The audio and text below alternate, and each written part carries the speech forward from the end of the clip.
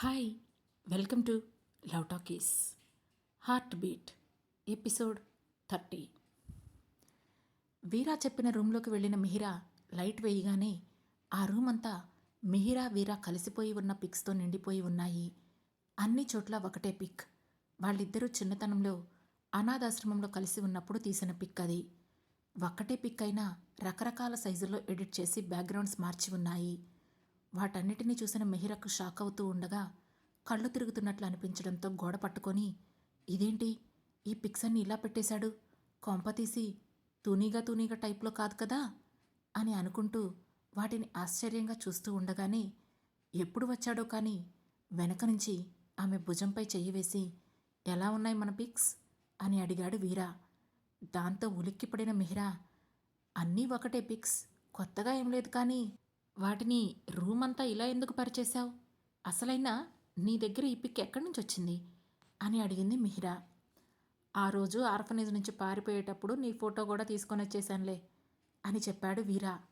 ఆ మాటకు అవునా అని తల్లాడిస్తూ అంతలోనే, అసలైనా ఆ రోజు ఆర్ఫనేజ్ నుంచి ఎందుకు పారిపోయావు వీరా అని అడిగింది మిహిరా. ఎందుకేంటి, అసలు వాళ్ళు మనల్ని మనుషుల్లా చూస్తున్నారా, అన్నింటికీ వాడుకుంటున్నారు, నానా హింస పెడుతున్నారు, కనీసం కడుపు నిండా తిండి కూడా పెట్టడం లేదు, అదేంటని అడిగినందుకు వాళ్ళు నన్ను ఎంత టార్చర్ చేశారో నువ్వు మర్చిపోయావా అని అడిగాడు వీరా. అవుననుకో, కానీ పేరెంట్స్ లేని మనకి ఆ రోజుల్లో ఆ మాత్రం నీడ దొరకడం కూడా కష్టమే కదా అని ఆ రోజులను గుర్తు చేసుకుంటూ అంది మిహిరా. నిజమే, కానీ నేను అలా అడ్జస్ట్ అవ్వలేకపోయాను మిహిరా, అందుకే పారిపోయి వచ్చేశాను. ఏదో ఒకరోజు బాగా సంపాదించి నిన్ను నా దగ్గరికి తీసుకెళ్ళిపోవాలనుకున్నాను. ఆ కసితోనే సంపాదించాను కూడా. అనుకున్నట్లుగానే పెద్ద బిజినెస్ సామ్రాజ్యాన్ని నిర్మించాను. ఇక నిన్ను కూడా ఆర్ఫనేజ్ నుంచి బయటికి తీసుకురావాలని అనుకున్నాను. ఆ ఉద్దేశంతోనే 2 ఇయర్స్ బ్యాక్ మళ్ళీ అదే ఆర్ఫనేజ్కి వచ్చి నీ గురించి ఎంక్వైరీ కూడా చేశాను.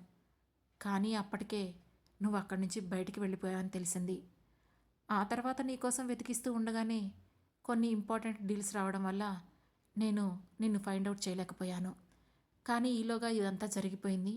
ఈరోజు డెస్టినీ మనిద్దరినీ ఇలా కలిపింది అని అన్నాడు వీరా. అంతా విన్న మిహిరా, అది సరే, ఈ రూమ్ నిండా ఏంటి ఫొటోస్, రేపు నువ్వు వేరే అమ్మాయినైనా పెళ్లి చేసుకుంటే ఆ అమ్మాయి ఇలా ఈ రూమ్కి వచ్చి ఈ ఫొటోస్ అన్నీ చూస్తే నీకు ఎంత ఇబ్బంది అవుతుంది అని అడిగింది మిహిరా. ఆ మాటతో నవ్వేస్తూ, నేను ఎవరో వేరే అమ్మాయిని ఎందుకు పెళ్లి చేసుకుంటాను, చేసుకుంటే నిన్నే పెళ్లి చేసుకుంటాను అని సింపుల్గా చెప్పేశాడు వీరా. ఆ మాట వినగానే షాక్ అవుతూ, వాట్, నన్ను పెళ్లి చేసుకుంటావా అని అంది మిహిరా. అవును, అంతే కూల్గా చెప్పాడు వీరా. ఏం మాట్లాడుతున్నావు వీరా, నాకు ఆల్రెడీ పెళ్ళైపోయిందని నీకు తెలుసు కదా అని ఇబ్బందిగా అంది మిహిరా. అయితే ఏంటి, ఇప్పుడు డివోర్స్ కూడా అయ్యాయి కదా, ఇప్పుడు నువ్వు నీ హస్బెండ్ విడివిడిగానే ఉంటున్నారు, అలాంటప్పుడు ఇంకా ప్రాబ్లం ఏముంది అని భుజాలెగరేశాడు వీరా. ఆ మాటకు మిహిర కొంచెం ఇబ్బంది పడుతూ, బట్ వీరా, నాకు అనురాగ్ అంటే ఇష్టం అని అంది. ఆ మాట వినగానే అప్పటి వరకు వీరా ముఖంలో ఉన్న వెలుగు తగ్గుతూ ఉండగా, కానీ తనకు నువ్వంటే ఇష్టం లేదు కదా అని అన్నాడు వీరా.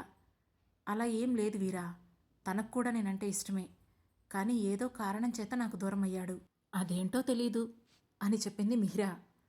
ఆ మాటకు కొంచెం విచిత్రంగా చూస్తూ, అవునా, మరైతే కాసేపటి క్రితం నేను నిన్ను నాతో వచ్చేసే అనగానే నువ్వు నా వెంట వచ్చేసావెందుకు అని అడిగాడు వీరా. ఓ అదా, అనురాగ్ అంటే ఎక్కడుంటాడో నాకు తెలుసు, నేను కావాలనుకుంటే తర్వాత అయినా వెళ్ళి అతన్ని కలవచ్చు, కానీ నువ్వు నాకు ఇప్పుడే దొరికావు చాలా సంవత్సరాల తర్వాత, నువ్వెక్కడుంటావో కూడా నాకు తెలీదు, పైగా చిన్నప్పటి నుంచి నాకున్న ఒకే ఒక్క ఫ్రెండ్వి నువ్వే, సో ఇప్పుడు నీతో రావడం ఇంపార్టెంట్ అనిపించింది, అందుకే వచ్చాను అని చెప్పింది మిహిరా. ఆ మాటతో కాస్త డిసప్పాయింట్గా చూశాడు వీరా. అతని ముఖంలో ఎక్స్ప్రెషన్ గమనించిన మిహిరా, సారీ వీరా, ఫీల్ అవుతున్నావా అని అడిగింది. ఆ మాటకు చేదుగా నవ్వి, అసలు నేనేం చెప్పాలని నువ్వు ఎక్స్పెక్ట్ చేస్తున్నావు అని అన్నాడు వీరా. అది కాదు వీరా, నేను నా మనసులో ఉన్నదే చెబుతున్నాను.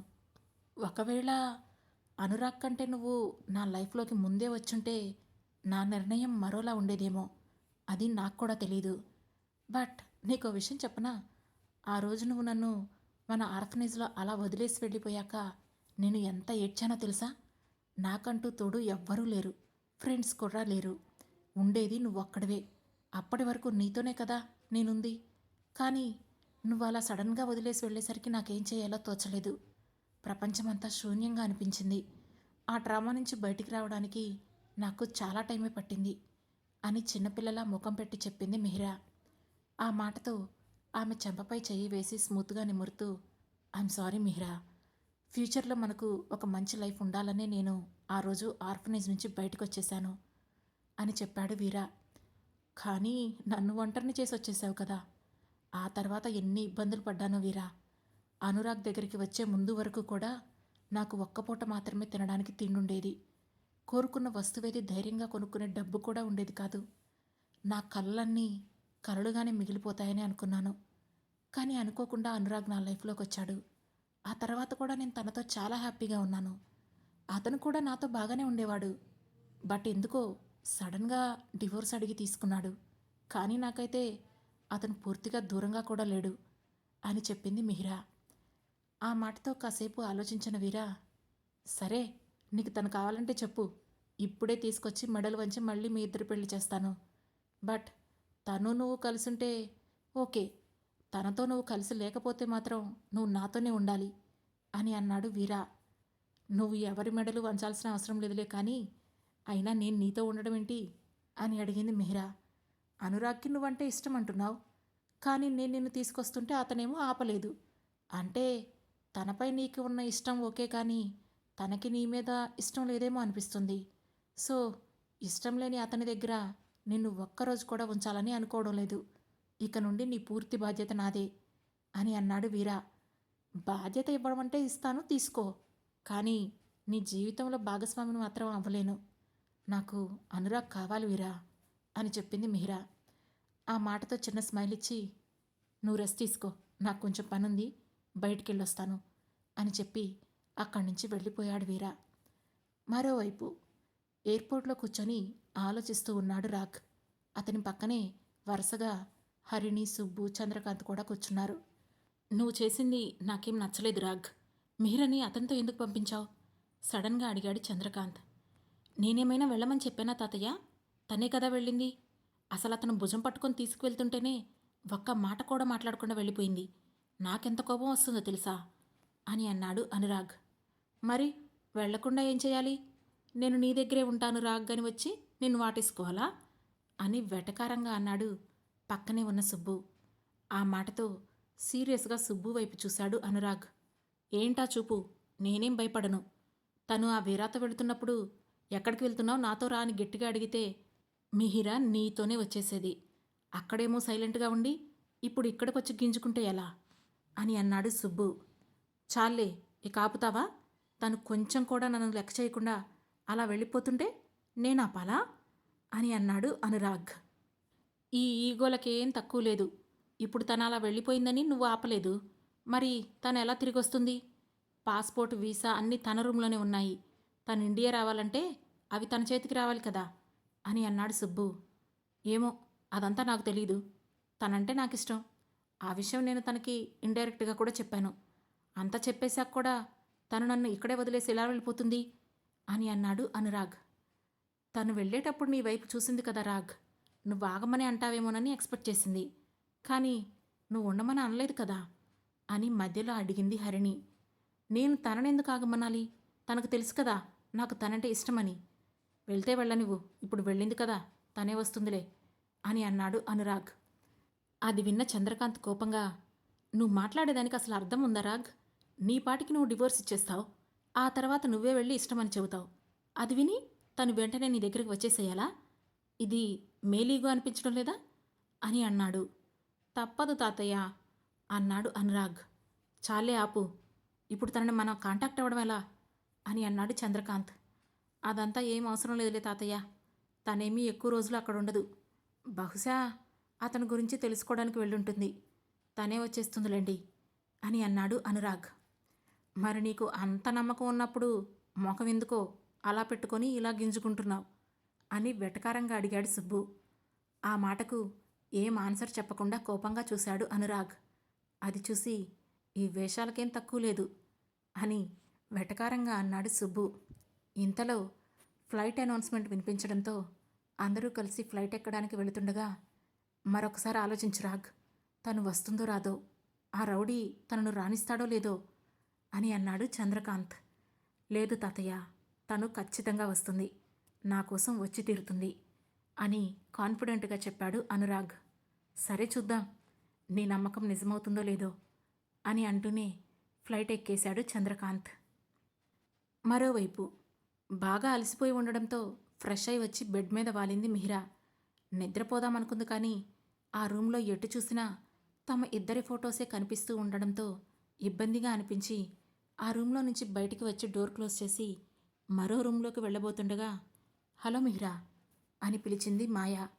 ఆ మాటతో వెనక్కి తిరిగి మాయ వైపు చూసి, హాయ్ మాయా అని అంటూనే ఆమె దగ్గరికి వెళ్ళి, నువ్వేంటి ఇక్కడున్నావు, ఇందాకే అడగాలనుకున్నాను బట్ కుదరలేదు అని అంది మిహిరా. మీ వల్లనే నేను ఇక్కడ ఇరుక్కుపోయాను అని అంది మాయా. మా వలన మేమేం చేశాం అని నుదురు చిట్లించి అడిగింది మిహిరా. ఏదో చేశారులే గాని నేను ఈ రౌడీ విధవ దగ్గర ఇరుక్కోవడానికి కారణం మాత్రం నువ్వు ఆ అనురాగే అని అంది మాయా. చూడు, వెధవ గెదవ అనే మాటలు మాట్లాడితే చెంప పగులుతుంది మాయా. తను వీరా, నా ఫ్రెండ్, రెస్పెక్ట్ ఇచ్చి మాట్లాడు అని సీరియస్గా అంది మిహిరా. ఓ, అంత కోపం వస్తుందేంటి? అక్కడేమో డివోర్స్ ఇచ్చిన హస్బెండ్, ఇక్కడేమో బాయ్ ఫ్రెండ్, ఇద్దరూ మంచి సౌండ్ పార్టీలనే గట్టిగా పట్టావు. సర్లే, నువ్వేం చేస్తే నాకెందుకు కానీ నేను ఇక్కడి నుంచి బయటికి వెళ్ళాలి, నాకు హెల్ప్ చేస్తావా అని అడిగింది మాయా. నువ్వు ఈ చెత్త వాగుడంతా వాగకముందు ఈ హెల్ప్ అడుగుంటే చేసేదాన్నే, కానీ ఇప్పుడు నీకు హెల్ప్ చేయాల్సిన అవసరం నాకు లేదు. నువ్వు ఇక్కడే ఉండు, పైగా కుదిరితే మరొక 4 రోజులు ఎక్కువ ఉంచమని నేనే వీరాతో చెబుతాను అని చిన్న స్మైల్ ఇచ్చి మరో రూమ్లోకి వెళ్ళిపోయింది మిహిరా. ఆ మాటకు మాయ కోపంగా చూస్తూ, షిట్, దీని పనే బాగుంది. అక్కడ నా లవర్ని తన చుట్టూ తిప్పుకుంటుంది, ఇక్కడ ఈ రౌడీని కొంగుకు కట్టుకొని ఆడించేస్తుంది. ఇప్పుడు నేను ఇక్కడి నుంచి బయటపడేదెలా అని తలకొట్టుకుంది మాయ. ఇక మరో రూమ్లోకి వెళ్ళిన మిహిరా రూమ్ డోర్ క్లోజ్ చేసుకొని హ్యాపీగా నిద్రపోయింది. మరోవైపు అది ఇండియా శ్రీలంక బోర్డర్లోని ఒక షిప్. అందులో ఒక మీటింగ్ సీరియస్గా జరుగుతోంది. ఆ దేశం నుండి ఆఫ్టర్ ఆల్ ఒక విగ్రహం కూడా తెచ్చుకోలేకపోతున్నాం అని విసుగ్గా అన్నాడు ఆ మీటింగ్లో అసహనంగా కదులుతున్న రాణా. నీకు ఆ విగ్రహమే ఎందుకు, మనం తలుచుకుంటే అలాంటి 100 విగ్రహాలు తయారు చేయించొచ్చు అని అన్నాడు అక్కడే ఉన్న అశోక్. అలాంటివి చేయించొచ్చు, కానీ అది చేయించలేం. అసలు ఆ విగ్రహం గురించి మీ ఎవ్వరికీ తెలీదు అని కోపంగా అన్నాడు రాణా. అవునా, ఆ విగ్రహంలో అంత ప్రత్యేకత ఏముంది అని అడిగాడు మీటింగ్లో ఉన్న మరో వ్యక్తి మిత్ర. ఆ విగ్రహం పంచలోహాలతో తయారు చేసిందే అయినప్పటికీ దాని లోపల ఒక అరుదైన వజ్రం ఉంది. ఆ వజ్రం ఇంచుమించు కోహినూరు వజ్రం కంటే అతి విలువైనది. ఈ విషయం ఈ భూమి మీద చాలా తక్కువ మందికి మాత్రమే తెలుసు. అది కనుక ఇండియన్ గవర్నమెంట్కి తెలిస్తే ఇక వాళ్ళు అస్సలు ఆగరు. వాళ్ళకి తెలియకముందే ఆ విగ్రహాన్ని మన దేశం తరలిస్తే ఆటోమేటిక్గా ఆ తర్వాత అది మన చేతిలోకి వస్తుంది అని అన్నాడు రాణా. అవునా, ఇజ్ ఇట్ ట్రూ? ఎప్పుడు ఆ తవ్వకాలు ఈ తవ్వకాలు అని చేసే ఇండియాకి ఈ విషయం ఇంకా తెలియదంటే నువ్వు నమ్ముతున్నావా అని అపనమ్మకంగా అడిగాడు అశోక్. అవును, వాళ్ళకింకా ఈ విషయం తెలీదు. ఈ విషయం తెలిసిన వాళ్ళు కేవలం ముగ్గురు, అందులో 2 చచ్చిపోయారు కూడా. ఇక ఒకే ఒక్కడు బతుకున్నాడు. వాడినే మనం ఒకడితో డీల్ చేయించి కిడ్నాప్ కూడా చేయించాం. కానీ ఏమైందో తెలీదు, ఆ డీల్ తీసుకున్న వీరా అనే వ్యక్తి ఆ డీల్ని క్యాన్సిల్ చేసేశాడు. ఇప్పుడు మళ్ళీ మనం ఆ ముసలాన్ని పట్టుకొని ఆ విగ్రహాన్ని సంపాదించడానికి మరొకరిని వెతుక్కోవాలి అని అన్నాడు రాణా. ఎవరు డీల్ క్యాన్సిల్ చేసింది అని నుదురు చిట్లించి అడిగాడు మిత్ర. ఎవరో వీరా అంట. ఇలాంటి డీల్స్ చేయడంలో వాడే నెంబర్ 1 అని అన్నారు, కానీ వాడేమో ఈ డీల్ను మధ్యలోనే క్యాన్సిల్ చేశాడు, వేస్ట్ ఫెలో అని చిరాగ్గా అన్నాడు రాణా. నోనో రాణా, ఆ వీరా అనే పర్సన్ వేస్ట్ ఫెలో కాదు, వాడు చాలా స్ట్రాంగ్ ఫెలో. అలాంటిది వాడే డీల్ క్యాన్సిల్ చేశాడంటే అవతలి వాళ్ళు చాలా స్ట్రాంగ్ అయినా అయి ఉండాలి, లేదంటే వీడిని ఆపగలిగిన మరో శక్తి ఏదైనా ఉండుండాలి. అని అన్నాడు అశోక్. ఆ మాటతో ఆలోచిస్తూ, అంటే వీడిని ఆపగలిగే ఆ శక్తిని మనం పట్టుకుంటే మనకు కావలసిన ఆ విగ్రహం మన సొంతమవుతుంది. అంతేనా? అని నవ్వుతూ అడిగాడు రాణా. కరెక్ట్. కరెక్ట్‌గా గెస్ చేసావు రాణా. వాడిని ఆపగలిగిన ఆ శక్తిని మనం కంట్రోల్‌లోకి తీసుకుందాం. అప్పుడు ఆటోమేటిక్‌గా మన విగ్రహం మన దగ్గరకొచ్చేస్తుంది అని చెబుతూనే నవ్వాడు మిత్ర. ఆ మాటతో అక్కడున్న అందరూ ఆ నవ్వుకి జత కలిపారు. ఆ తర్వాత ఏం జరగబోతోంది? అనురాగ్, మిహిరా, వీరాల మధ్య కథ ఎలాంటి మలుపులు తీసుకుంటుంది?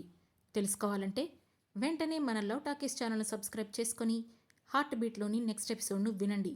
మా ఈ కథ మీకు నచ్చినట్లయితే లైక్ చేసి, షేర్ చేసి, కామెంట్ చేసి, అలాగే హై పాయింట్స్ కూడా ఇచ్చి మమ్మల్ని సపోర్ట్ చేయండి. Thank you.